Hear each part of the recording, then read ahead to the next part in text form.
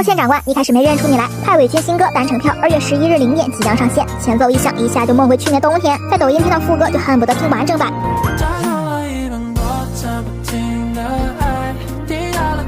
才发现你不在，你离开就像一根针刺的泪掉入沧海，算不算是我活该？几条预热宣发就已经上了抖音热榜，副歌宣发点赞更是破10万，仅几天音频使用量就成百上千了。一开始还只是觉得这个风格好熟悉，直到搜了原创派伟俊，对不起长官，没认出你来。左转灯原来也是你写的，果然对派伟俊的歌曲风格情有独钟。不说了，我现在就去蹲完整版，我要第一个听。